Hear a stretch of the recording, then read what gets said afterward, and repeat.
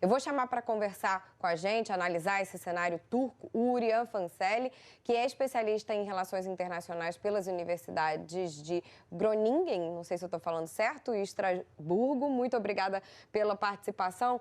Urian, a gente está vendo aí, né, como o Erdogan consegue ganhar com um cenário que não é favorável a ele. A gente tem inflação alta há alguns anos, casos de corrupção e erros assumidos depois do terremoto que matou milhares de pessoas no início do ano. Então, como se explica essa provável vitória? Boa tarde para você. Oi, Bárbara, boa tarde. Bom, um dos fatores que podem explicar essa vitória é o fato de que é uma pergunta que a gente pode se fazer. Essas eleições foram justas? Eleitoralmente, quer dizer, quando a pessoa vai votar e o resultado ele vai refletir aqueles votos que foram dados, nesse aspecto até podem ter sido. Contudo, a gente tem que lembrar que a votação ela é o último passo de um processo eleitoral. Durante toda a campanha não houve muita justiça não, porque o Erdogan ele tem ao longo dos últimos anos, ele fez ali talvez um bom governo na primeira década, mas a partir da segunda ele começou a erodir um pouco das instituições democráticas, então começou a aparelhar o legislativo, o judiciário, ele tem o apoio de 90% da imprensa, então foi uma corrida eleitoral no qual era muito difícil para a oposição fazer sua própria propaganda política. 80% dos turcos são pessoas que não conseguem ler em outro idioma que não seja o turco, ou seja, a informação que eles têm, ela é na maior parte controlada pelo governo. Aí, além disso, né, além desse praticamente monopólio da informação, tem outros fatores, que é o populismo do Erdogan. E isso, assim, é visto até mesmo nas falas dele. Teve uma fala que eu até anotei aqui, que ele disse que se nós vencermos no dia 28 de maio, com a permissão de Deus, cada um dos nossos 85 milhões de turcos também sairá vencendo. Ou seja, aí nessa fala está embutido um conceito completamente antipluralista, que é uma característica muito forte do populismo, que é eles são contra a pluralidade na sociedade. Só faz parte do povo quem pensa como populista. Existem aí outras características populistas também que explicam ou que ajudam a explicar essa vitória. O Erdogan tinha o costume de chamar qualquer um que fosse seu oponente político como os pró-LGBT, porque ele sempre tentava também trazer aí esses conceitos de tradição, de família, de que o Ocidente corrupto estava tentando ali acabar com os bons costumes da Turquia, e isso apela muito para o emocional da população, que consegue muito mais entender sobre esse tipo de assunto, ou pelo menos acha que entende mais,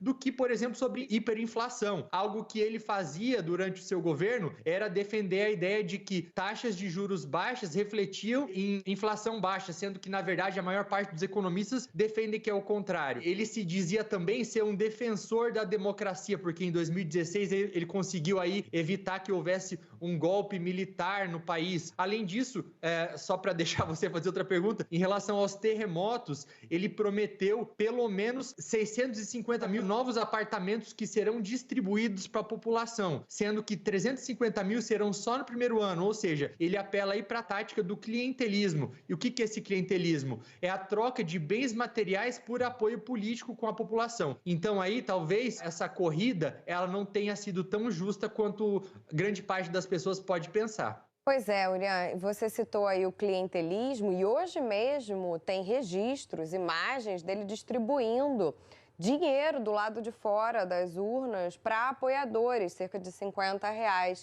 Então a gente sabe que é, claro, um líder, no mínimo, controverso. E eu queria te perguntar, no cenário global e até interno, quem ganha e quem perde com essa reeleição dele? Ô, Bárbara, é engraçado você ter mencionado essas imagens que apareceram, porque ele ainda chegou para votar com um carro elétrico, que foi o primeiro carro elétrico desenvolvido na Turquia. E com isso ele queria mostrar aí também, foi mais parte da tática dele de querer desviar o foco das atenções, para as pessoas não prestarem atenção, por exemplo, no fato de terem perdido um pouco do poder de compra. E ao invés disso, no que elas iam prestar atenção? Que o país agora desenvolveu o próprio carro elétrico, ou que agora tem um porta-aviões próprio, inclusive um porta-aviões que recebia aí 15 mil visitantes por dia. Agora, para responder a sua pergunta, quem ganha e quem perde com isso tudo? Bom, quem ganha é claro que é a autocracia e quem perde é a democracia no mundo inteiro. Lembrando aí que democracia não é apenas a vontade da maioria, né, que são aqueles 50% mais um.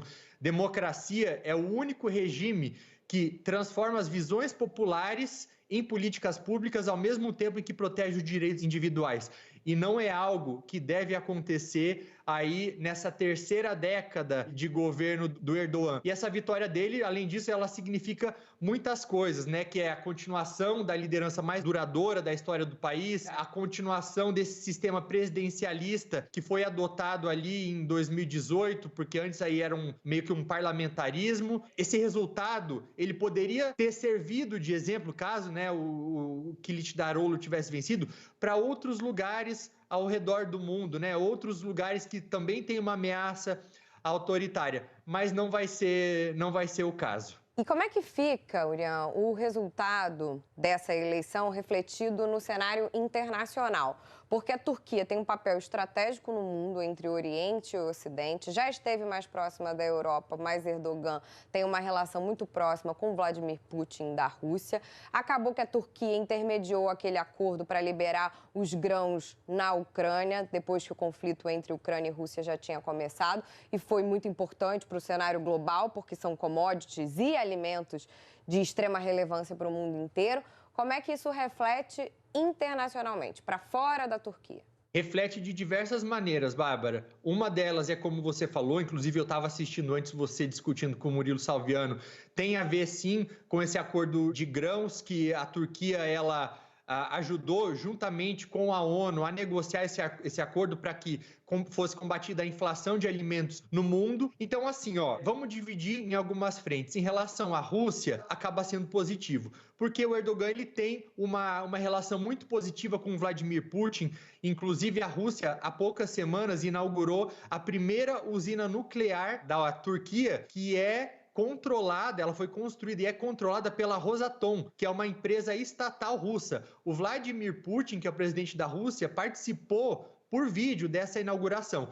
Então, os russos veem isso de maneira positiva. Agora, em relação à Ucrânia, a Turquia fica ali nessa corda bamba, né? Porque o país faz parte da OTAN. Então, por exemplo, assim, ao mesmo tempo em que a Turquia faz parte da OTAN, ela não aderiu àquelas sanções da maior parte dos países ocidentais para não prejudicar tanto a Rússia. Mas, ao mesmo tempo, por outro lado, o que ela fez? Ela ajudou a Ucrânia a enviar drones. Então, fica ali sempre nesse morde-a-sopra com os dois lados, mas sempre ali levando um pouquinho mais para o lado da Rússia.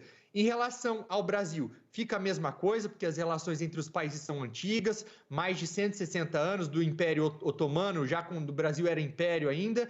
Em relação com a União Europeia, lembrando que a Turquia ela é um candidato para se tornar membro da União Europeia já há alguns anos, acaba se distanciando um pouco, porque o Kılıçdaroğlu, que era o outro candidato, ele era muito mais pró-União Europeia, pró-Estados Unidos, pró-Ocidente. Então, se havia qualquer perspectiva da Turquia fazer parte da União Europeia, essa perspectiva ou acaba ou fica muito mais distante. E é basicamente isso. É muita coisa, é basicamente isso, mas é tudo isso, né? Muito obrigada pelas suas explicações aqui mais uma vez na Globo News. Viu? Um bom domingo. Obrigado, Bárbara. Bom domingo.